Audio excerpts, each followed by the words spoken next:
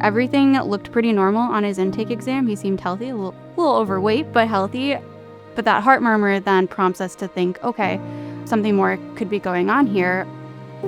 He was just shivering under a desk, like hiding in a corner. He wouldn't walk on leash and just really didn't have that human social interaction. So he really was like not wagging his tail. He wasn't coming up to us, definitely not showing any signs of like interest in people.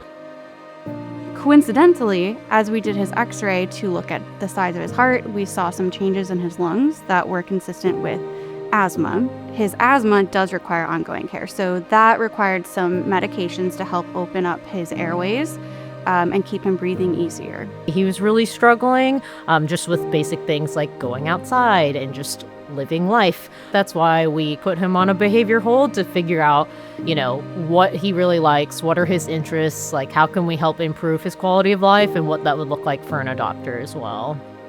I already knew that he really liked other dogs, kind of using my dogs to help him come out of his shell and help work with him and just kind of show him that like I wasn't anything scary or something to be worried about. It definitely takes a lot of patience and a lot of time, but at the end it is super rewarding when they start to bond with you and start to become friendly with you because you really feel like you kind of earned their trust and helped them along their journey. I read about him and his silly, quirky personality and just saw how cute he was, obviously. I was so drawn to him that I showed my husband a photo right away, and he said, "We have to meet Herschel, don't we?" And I said, "Yeah, we do." We knew that there'd be some uphill battle with Herschel, but we were ready for the challenge, and he just meshed so well with our existing dog, and we decided to move forward with the adoption. Tonka Jahari just loved attention, so he just wanted to be with people, be interacting with people. He was always just a very happy cat. He immediately just locked on to me. He was reaching out towards me for attention. And it just pretty much instantly, I was like, yeah, I think we're getting this fella. He is a mama's boy, Yeah. for sure. He lays with me, he sleeps with me, he's all over me all the time. Herschel is a completely different dog now. He is now the most playful animal I have ever had in my life.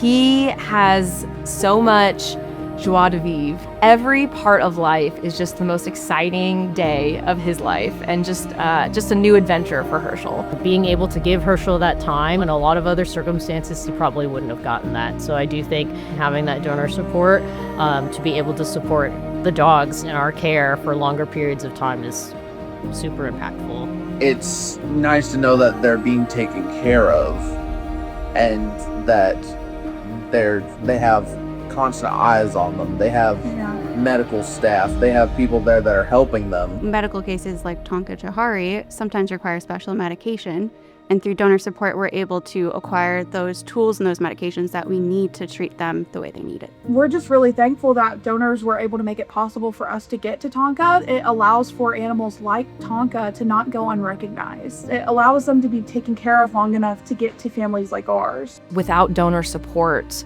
I think things could have ended very differently for a dog like Herschel that just needs a little bit more resources and a little bit more time.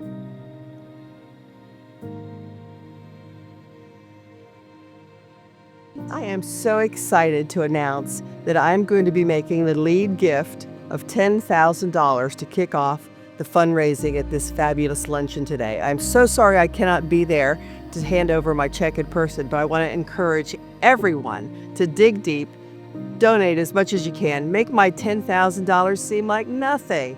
Let's have a really great fundraiser today because it's for the animals. Thank you.